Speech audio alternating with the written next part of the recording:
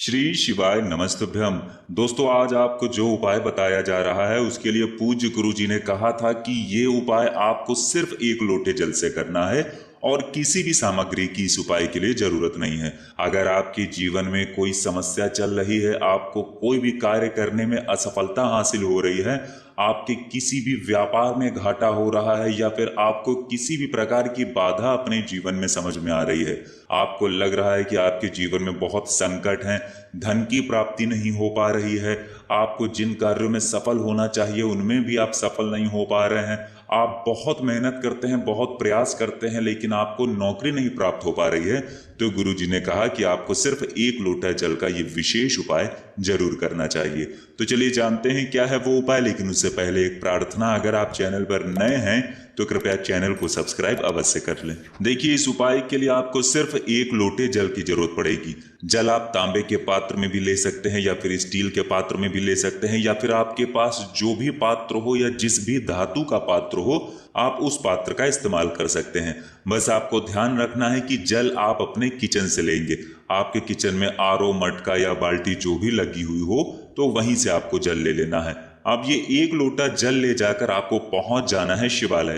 पूज्य गुरु जी ने कहा कि ये उपाय आपको पूरे महीने में सिर्फ एक बार करना है। हर महीने आप एक दिन किसी भी समय ये उपाय कर सकते हैं। प्रत्येक महीने अगर आप ये उपाय करते हैं तो आपके घर में धन संपदा की प्राप्ति होगी, आपके संकट समाप्त होंगे, आपकी सारी समस्याएं धीरे धीरे महादेव की कृपा से दूर होने लगेंगी। देखिए, ये लोटा लेकर आप शिवलिंग के सामने पहुंच गए।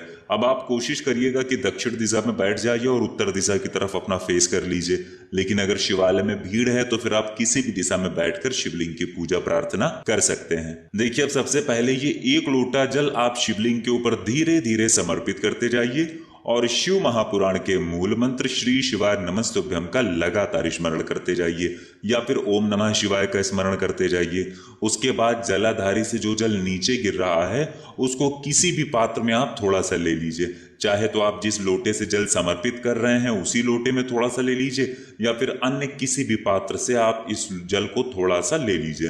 अब जब जल आप ये थोड़ा सा ले लेंगे तो इसी जल से आपको ये बहुत ही खास उपाय करना है। देखिए, इस जल में आपको अपनी 3 उंगलियां डालनी है। जो जल जलाधारी से नीचे गिरा है, इस जल में आपको अपने दाहिने हाथ यानी राइट हैंड की 3 उंगलियां डालनी है, यानी इन 3 उंगलियों पर आपको ये जल लगाना है। शिवलिंग का ये जल आप जिन 3 उंगलियों से शिवलिंग में त्रिपुंड लगाते हैं उन्हीं 3 उंगलियों में ये जल लगा लें और फिर ये जल आपको महादेव के आसपास यानी शिवलिंग के आसपास जो त्रिशूल होता है, त्रिशूल के जो 3 शूल होते हैं यानी 3 जो कांटे होते हैं उनमें स्पर्श कराना है। देखिए, आपको समझाने का प्रयास किया जा रहा है सामने स्क्रीन पर। आपको जैसे समझाया जा रहा है ठीक ऐसे ही आपको ये उपाय करना है।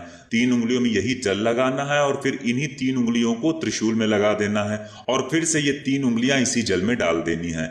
अब ये जो जल है ये महादेव की कृपा से बहुत ही शक्तिशाली जल हो गया है और यही आपकी समस्त समस्याओं का अंत करेगा। देखिए, पूज्य गुरु जी ने कहा कि अब इस जल को ले जाकर आप अपने घर पर पहुंच जाएंगे। आप अपने घर पर इस जल का थोड़ा सा छिड़काव कर लीजिए या फिर जो व्यक्ति बीमार रहते हैं तो उनको थोड़ा सा आचमन करा दीजिए या फिर आप अपने ऑफिस में, अपने व्यापार करने वाली जगह पर इस जल का छिड़काव कर लीजिए या फिर जहां कहीं पर भी आपको लग रहा है कि बाधा है, संकट है, समस्याएं हैं तो वहां पर इस जल का छिड़काव कर लीजिए या उस व्यक्ति को इस जल का थोड़ा सा आचमन करा दीजिए। गुरुजी ने कहा कि अगर हम महीने में सिर्फ एक बार भी ये उपाय करना शुरू कर देते हैं तो महादेव की कृपा से हमारी सारी समस्याओं का अंत बहुत ही जल्द हो जाता है। तो दोस्तों, ये था पूज्य गुरु जी द्वारा बताया गया एक बहुत ही खास उपाय। अगर आपको जानकारी अच्छी लगी हो तो वीडियो लाइक करिएगा। मिलते हैं फिर एक नए वीडियो के साथ। श्री शिवाय नमस्तुभ्यम।